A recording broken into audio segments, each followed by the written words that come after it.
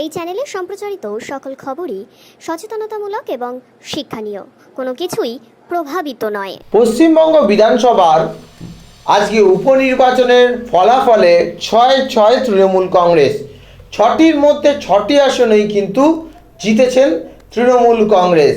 এর মধ্যে জামায়াত বাজেয়াপ্ত হয়েছে বামেদের ৫টি আসনে জামায়াত বাজেয়াপ্ত হয়েছে, 8টি আসনে জামায়াত বাজেয়াপ্ত হয়েছে বিজেপির, এবং কংগ্রেসের ৬টি আসনেই জামায়াত বাজেয়াপ্ত হয়েছে।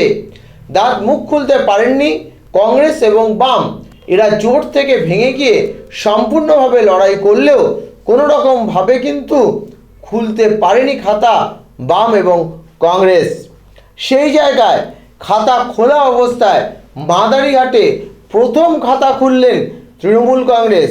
বামেদের বিজেপির বহুত দিনের আসন, সেই জায়গায় খাতা খুললেন তৃণমূল কংগ্রেস। দেখুন, জি করের যে ইস্যু, তার অনেকগুলো তো সাইড আছে, অনেকগুলো জায়গা আছে।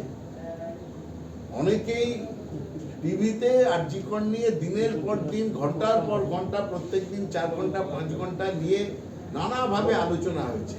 আমরা দেখেছি অনেক সিনিয়র ডাক্তার গিয়ে মাস পিটিশন করে বীরের মর্যাদা নিয়ে আমরা ইস্তফা দিলাম বলে, যারা কেউ ইস্তফা দেয়নি, দিব্যি কাজ করছেন, মাইনে নিচ্ছেন, ছুটিতে বেড়াতে যাচ্ছেন। এই যে আন্দোলন এবং আন্দোলনে বেশ কিছু জায়গায় আন্দোলনের নামে তঞ্চকতা জড়িয়ে আছে, তার সঙ্গে জুড়েছে সাধারণ মানুষের কষ্ট।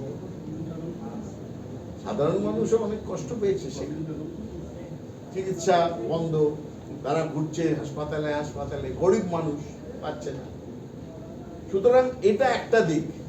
আর আরেকটা দিক হচ্ছে, যেটা আমরা দেখেছিলাম, যে সামাজিক ইস্যু, এটা সেই ইস্যু কিন্তু রাজনৈতিকভাবে প্রতিফলিত হয়নি এবং হওয়ার কথাও ছিল না। আজকের দিনে 2টো শহর কেন্দ্র আর 4টি গ্রামাঞ্চল মিলিয়ে বিধানসভার কেন্দ্র, সব জায়গাতে মানুষ বিপুলভাবে তৃণমূল কংগ্রেসকে সমর্থন করেছে। জি কর রাজনৈতিক ইস্যু ছিল না এবং হয়ওনি, সেটারই তার প্রমাণ। সিপিএম পার্টিটা দেখুন যেভাবে যাচ্ছে, 34 বছর তারা এই রাজ্য শাসন করেছিল, দীর্ঘদিনকার পার্টি, এবং আমি ভুল না করলে 100 বছর হবে 2025-এ। সেই পার্টিটার এই দুরবস্থা দেখলে আর কিছু তো বলার নেই। তারা কি করবে না করবে তাদের ব্যাপার, কিন্তু ভারতবর্ষের রাজনীতিতে তো কিছুটা বটেই, কিন্তু পশ্চিমবঙ্গের রাজনীতিতে বিশেষ করে আমি বলবো সম্পূর্ণভাবে অপ্রাসঙ্গিক হয়েছে সিপিএম।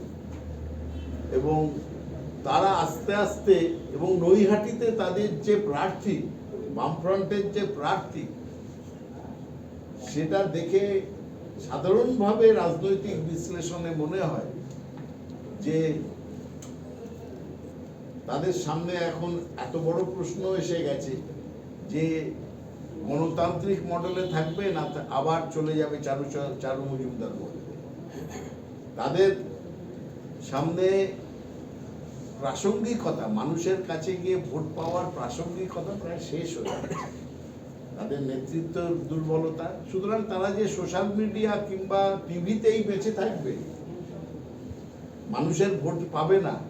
এবং দেখবেন প্রায় সব জায়গাতেই বামপন্থী প্রার্থীদের দেখবেন জামানত জব্দ হয়ে গেছে, কংগ্রেসের সঙ্গে তাদের সম্পর্ক ছিন্ন হয়ে গেছে, এই বন্ধুত্ব বিচ্ছেদ, এই সমস্ত মিলিয়ে তাদের, আমার মনে হয়েছে তারা সিদ্ধান্তহীনতায় ভুগছে। অক্সিজেন বলে কি, মধ্যে মধ্যে এক একটা জায়গায় গণতন্ত্রে এটা তো সবসময় চলে, খারাপ হয়, আবার সেখানে আমরা কোমর বেঁধে নামি। মমতা বন্দ্যোপাধ্যায় এটা বারবার করে দেখিয়েছেন।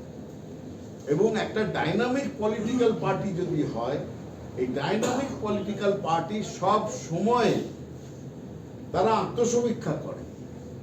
যদি দেখা যায় এক জায়গায় কোনো তাদের সেখানকার জনগণ তারা আমাদের কাজে খুশি নয়, আমাদেরকে ভোট দিচ্ছে না, কারণ তো একটাই, যে আমাদের উপর খুশি নয়, অন্যদের উপর তারা নির্ভরতা বাড়াচ্ছে। সেখানে তারা কেন খুশি নয়, কিভাবে তাদের পাশে দাঁড়ানো যায়, এটা তৃণমূল কংগ্রেসের আভ্যন্তরীণ পদ্ধতিতে সব সময় একটা রেগুলার প্রসেস, ডাইনামিক প্রসেস, যে মানুষের পাশে থাকতে হবে, মানুষের জন্য কাজ করতে হবে এবং মানুষের পাশে থেকে মানুষকে বোঝাতেও হবে। সেখানে এক একটা জায়গায় খামতি হলে আমরা সেটাকে নির্ণয় করি, ঠিক করি। উত্তরবঙ্গে অনেক জায়গায় আমরা সে আগে বোঝাতে পারিনি এবং উত্তরবঙ্গের মানুষও এখন বুঝতে পারছেন যে সারা বাংলায় উন্নয়ন, বাংলাকে এক রাখা।